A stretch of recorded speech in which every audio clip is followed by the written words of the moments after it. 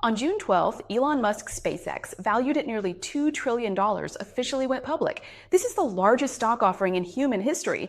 To welcome this epic giant, the NASDAQ stock market rewrote the rules, granting special approval for it to join the NASDAQ 100 just 15 days after listing, setting aside $20 billion to support Musk. But just as the whole world was cheering for Musk, several Wall Street leaders secretly dealt him a heavy blow. S&P Dow Jones indices publicly refused to endorse SpaceX. The thing is, this isn't the first time Musk has been snubbed by S&P. When Tesla went public years ago, the two sides had a bloody confrontation. According to Wall Street insiders, behind S&P are several top-tier Wall Street old money figures. No one knows who they are, but in their hands, they control a staggering $7.5 trillion in global assets. And this group of old money seems to have always been unwilling to foot the bill for Musk's tech dreams. Why? Who are these people? Today, we'll take a look at the unknown Wall Street financial shadow war behind this epic IPO. The story in this episode involves a lot of information, and there are a few details I especially want you to notice. If you haven't subscribed to Real Viewpoint yet, please do so now so you won't miss the key parts later. First, we need to introduce a few basic concepts. There are two types of money in the stock market. The first is called active investing, which is when we or those fund managers make our own decisions to buy stocks. If we like a company, we buy its shares. The second type is called passive investing. The largest source of this money is social funds, pensions, and the 401k retirement plans most familiar to Americans. That's the portion automatically deducted from our monthly paychecks that goes into a retirement account. So when all Americans' retirement funds are pooled together, the vast majority eventually flows into a pool called index funds. The sole mechanism of an index fund is to replicate an index 100%. What does that mean? It means whatever stocks are in the index, and in whatever proportion, it buys and allocates them exactly the same way. In other words, index funds don't pick stocks. It's like a robot with a fixed shopping list. Whatever stocks are on the list, well, it has to buy them mindlessly according to the ratio. Mindless buying. So this leads to a major question. Think about it, the retirement funds of almost all Americans. That's a massive amount of assets, right? Mindlessly buying from a fixed list makes that list incredibly powerful. Who decides which stock gets on that list? Who has such great power? To make the final call, you smart people must have smelled the scent of a financial deep state by now. Let's hold that thought and talk about it in a bit. Now that the concept of index funds is clear, buy them index proportionally, what exactly is an index? Here we'll only talk about the NASDAQ 100 and the S&P 500, which are most relevant to Musk's IPO. The NASDAQ 100 is the 100 largest non-financial companies on the NASDAQ exchange ranked by market cap, including Apple, Nvidia, and Microsoft. And the S&P 500 consists of the 500 most profitable large companies in the US. This is Wall Street's recognized thermometer for US stocks. First, NASDAQ absolutely dotes on Elon Musk. To give him the green light, NASDAQ allowed SpaceX to enter the NASDAQ 100 just 15 days after listing. You see, normally, a new company must go through a 3 to 12-month observation period before it's even considered for inclusion. But for Musk, NASDAQ completely rewrote the rules. This means that after only 15 trading days, the $600 billion in passive funds behind the NASDAQ 100 were forced to adjust their positions, freeing up tens of billions in cold hard cash to give SpaceX a major boost. However, the S&P 500 publicly rejected Musk. The money behind the S&P 500 is over 10 times the size of the NASDAQ 100's fund pool, reaching $7.5 trillion, which is like combining the annual GDP of Japan, Germany, and India. Musk's SpaceX must undergo at least a 3-month review by the S&P index. The most direct loss? Missing out on that massive influx of passive capital. But beyond that, there's another important signal. And to understand this signal, we have to look back at Warren Buffett's bet of the century in late 2007. Back then, the Oracle of Omaha, Warren Buffett, made a bold claim. He bet that over the next 10 years, no group of elite hedge funds could outperform the humble S&P 500 index fund. When he said that, Wall Street's elite were absolutely outraged. One top investment bank stepped up to the plate to bet against Buffett. The manager's name was Ted. He handpicked 5 of the world's most elite hedge funds. It was like taking the world's smartest financial geniuses and selecting the absolute best of the best. For this $1 million bet, both sides put up $320,000 each to buy zero-coupon treasury bonds, calculated to grow to exactly $1 million after 10 years. The rules were simple. From January 1st, 2008 to December 31st, 2017, a full decade. After all fees and expenses, the winner would donate the entire sum to charity. In the first 2 years of the bet, the 2008 subprime crisis hit and global markets crashed. Those Wall Street pros used complex shorting and leverage to take an early, massive lead over the S&P 500 index fund. All of Wall Street was popping champagne, thinking they had it in the bag. They thought they'd finally shown up that old timer, Buffett. But unexpectedly, in the 5th year, the tide turned. Buffett's simple index fund began to surge ahead like a heavy tank, and it never looked back. When the 10 years were up, the result was that the best of the best, those hedge funds run by the most expensive and brilliant minds in America, using every trick in the book, ended up with a measly average annual return of just 2.2%. And the fund Buffett bought, which simply replicates the S&P 500 list, had an annualized return that actually reached 7.1%. A 10-year bet. The world's smartest minds with top-tier resources, constantly tracking earnings reports and making complex portfolio moves. In the end, it was all for nothing, outperformed by an S&P 500 robot that just buys stocks from a fixed list. So I'd like to ask you, are you convinced by Buffett's bet? If you're convinced that passive indices can indeed outperform most stocks in the long run, type an A for me. If you think this is just a result of a specific historical period and isn't reliable, type a B. Let's see what our friends choose. Buffett's bet of the century undoubtedly established the S&P 500's irreplaceable sanctity and absolute authority on Wall Street. Why? Because in the eyes of old money, the S&P 500 is a supreme temple of business, representing America's national destiny. Companies on this list must not only be the 500 most profitable in the US, but they must also be seen as having the highest safety factor, untouchable havens for national pension funds. Once a company is accepted, it's like receiving a risk-free gold medal from the mainstream financial world. Trillions of dollars in the world's most conservative long-term capital will unconditionally support you. Conversely, at Musk's most glorious moment, with SpaceX's valuation soaring toward $2 trillion, the S&P coldly shut the door. This is tantamount to announcing to the world that, in the eyes of the Wall Street establishment, even if Musk's SpaceX has an incomparable asset scale, its high-risk nature remains undeniable. This is a class exile of Musk, the tech upstart, by Wall Street's old money. So this leads to a bigger question. Who decides which companies get in and which don't? Why is NASDAQ willing to give the green light while the S&P refuses? What if I told you this isn't the first time? The S&P and Musk had a bitter, cutthroat feud over 5 years ago. Let's turn back the clock to 2020. That year, Tesla was Wall Street's hottest success story, with its stock price skyrocketing nearly 4-fold within a single year. Everyone was holding their breath, waiting for a historic moment, Tesla's official inclusion in the S&P 500. You should know, the highest hurdle for entering the S&P 500 is 4 consecutive quarters of profit.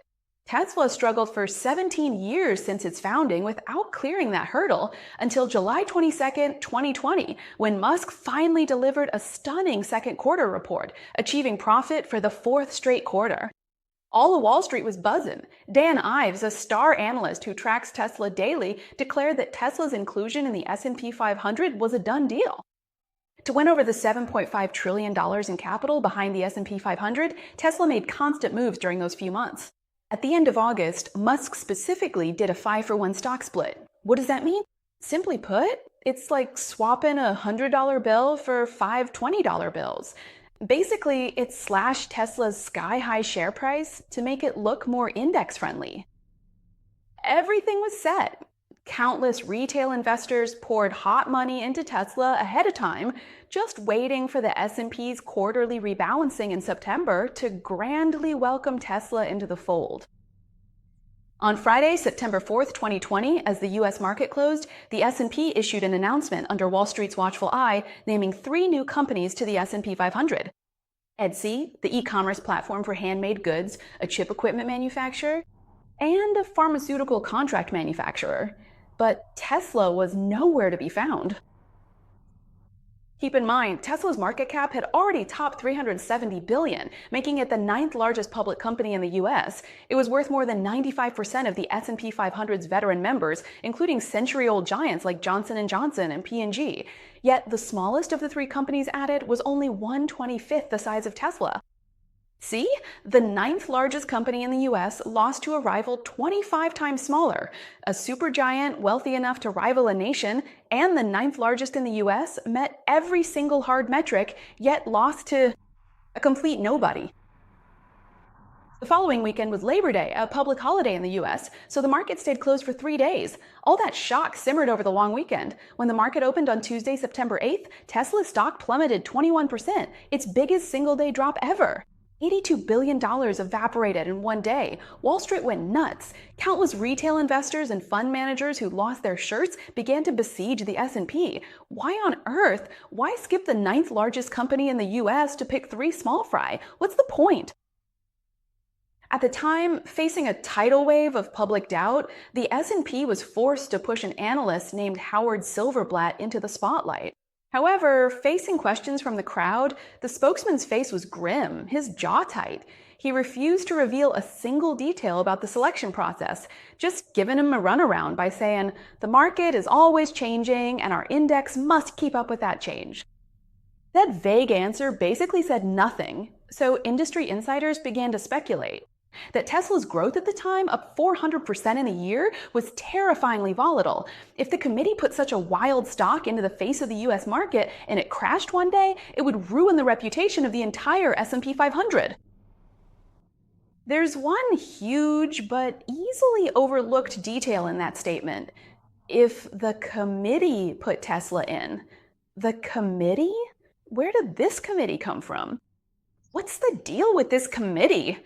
It was Tesla's $82 billion bloodbath that first turned the world's attention to this mysterious organization hidden behind the S&P 500. The S&P Index Committee, this isn't some tabloid conspiracy theory. Listen closely, friends. S&P's official blog explicitly states that, unlike most indices, the S&P 500 has no rigid, absolute rules. The committee has a certain amount of discretion. Top author Robert Arnott, who wrote The Fundamental Index, has also said that many people believe the S&P 500 isn't an index at all. It's an actively managed super portfolio handpicked by a committee. And who are the members of this committee? It's a closely guarded secret. Bloomberg's chief ETF analyst has said something similar. This thing operates more like a mysterious, actively managed fund than an index running on rules. The University of Chicago later conducted a quantitative study, and the conclusion was chilling. The discretionary power of this committee behind the S&P 500 can directly influence the flow of about 5% of the entire United States stock market's value today. That's roughly $1 trillion. So you must be curious, who exactly are the members of this committee? According to years of tracking by the Wall Street Journal and Bloomberg, there are only 9 members of this committee. And S&P's protection of these 9 people is comparable to the Department of War protecting nuclear codes. Scour in all public documents on Wall Street, you won't find the names of these 9 members. There's no background on them, no one mentions them, let alone admits to being a committee member. These 9 people have no fixed office.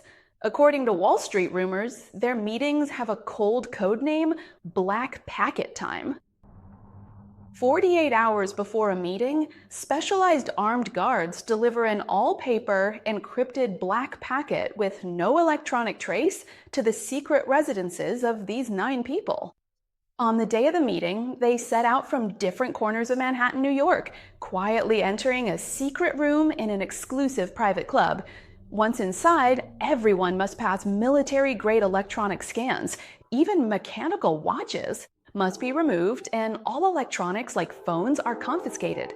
In the secret room, they dine on the finest steaks and drink $1,000 Petrus wine. Amidst the clinking of glasses, if any 5 people cast an anonymous yes vote, the flow of tens of trillions of dollars of human wealth can be rewritten in an instant. This is Wall Street's most famous old money club. It's said that these 9 masked invisible referees are super proxies planted at the core of the United States stock market by giants like BlackRock, Vanguard, and those centuries-old traditional powerhouses from the East Coast and Europe. Their purpose isn't to reflect the market, but to build a class-based moat, keeping out those disobedient upstarts who try to subvert the traditional order, like Elon Musk. In recent years, finance professors from Harvard and the University of Chicago have proposed a chilling national-level conspiracy theory. Through big data modeling, they found that some of the S&P Committee's discretionary decisions aligned with the Federal Reserve's monetary policy and even the U.S. Treasury's bailout plans, with terrifying synchronization. So these scholars boldly estimate that the S&P Index Committee is not a purely commercial organization at all. It is an invisible financial front for the Federal Reserve and the U.S. government. This was evident during the 2008 subprime mortgage crisis and the 2020 stock market crash, when the S&P Committee's list adjustments precisely helped the Federal Reserve stabilize specific financial lifelines. Let's get specific. When the 2008 financial crisis broke out, Wall Street was shaken and Lehman Brothers declared bankruptcy. That very night, the S&P Committee exercised its discretionary power and kicked Lehman Brothers and the index in a flash. That's normal, right? But the weird part comes next. Immediately after, the world's largest insurance giant, AIG, the American International Group, also found itself in a desperate situation. At that time, 90% of the S&P's constituent stocks, that is 90% of the S&P 500 shares, had bought insurance from them. AIG was losing so much money it was dying, and its stock price plummeted by over 90% in just a few days. By S&P rules, it should have been ruthlessly kicked out, but at that moment, the Federal Reserve and the U.S. Treasury were planning one of the craziest bailout operations in human history, with the government providing $85 billion to urgently take over AIG. Why? Because if AIG collapsed, the entire U.S. financial system would be paralyzed. How so? We all know the 2008 crisis was the subprime mortgage crisis, where people couldn't pay their mortgages. At that time, clever Wall Street investment banks like Lehman Brothers, Goldman Sachs, and Morgan Stanley had already packaged mortgages into financial products and sold them to the whole world. But these big banks were also nervous. What if these people really couldn't pay back the money? Wouldn't we go bankrupt? So they turned to AIG, the largest and most financially powerful insurance giant in the world at the time. The big banks said to AIG, hey, I have hundreds of billions in mortgage assets. I'll pay you a huge monthly protection fee. If something goes wrong one day and these assets blow up and lose money, you have to compensate me in full. AIG thought at the time that housing prices wouldn't fall. So they figured, why not take the easy money? They confidently signed trillions of dollars in counterparty guarantee agreements with all the major banks on Wall Street. So AIG became the fuse that tied all the banks together. The US government absolutely could not let AIG fail, so they had to step in and save it. So what did the S&P Committee do at that time? They also tacitly, collectively turned a blind eye. Even though AIG had completely turned into a junk stock, it was still kept on the S&P 500 list. This is the unspoken understanding between Wall Street old money and the US government. If you agree with me, give me a like to let me know. In March 2020, it happened again when the United States stock market hit circuit breakers repeatedly. Friends, if you're interested in these kinds of financial stories, be sure to leave a comment and let me know, and I'll arrange to tell them to you. But don't forget to subscribe, or else you might miss out. So the S&P 500 is the ultimate showcase of America's national fortune and dollar hegemony. It is the Jerusalem of American finance. Back to the Tesla story. At that time, another 3 months passed, and Tesla had 5 consecutive quarters of profit. Only then did the S&P relent and agree to include Tesla in the 500 index. Musk's net worth skyrocketed overnight because of this. It was also at that time that his wealth surpassed Zuckerberg's, making him the world's third richest person. 5 years later, Musk returned to the gates of the S&P 500 with SpaceX, valued at nearly $2 trillion. This time, the S&P coldly imposed another one-year observation period. This here will be a litmus test for whether humanity's future and its wallet can truly merge. It tests more than just SpaceX's financial metrics, but whether the traditional old money controlling global wealth dares to write technological faith into the core ledger. When the conservative order managing billions in hard cash meets the sea of stars that bets on human destiny, old money's compromise or acceptance of technology will directly determine the flow of humanity's future wealth. This Wall Street financial shadow war has only just begun. We shall wait and see. All right, that's all for today. Friends, if you found this interesting and learned something new, please remember to give me a like. New friends, don't forget to subscribe to Zen Viewpoints so you can see my new videos on your YouTube homepage. Also, feel free to forward and share my show with your friends. Every interaction helps trigger YouTube's recommendation algorithm, allowing more people to see the videos I've worked hard on. So Zhenfei would like to thank you all in advance. All right, thanks for watching, and don't forget, we'll see you again at the same time this Saturday on Zen Viewpoint.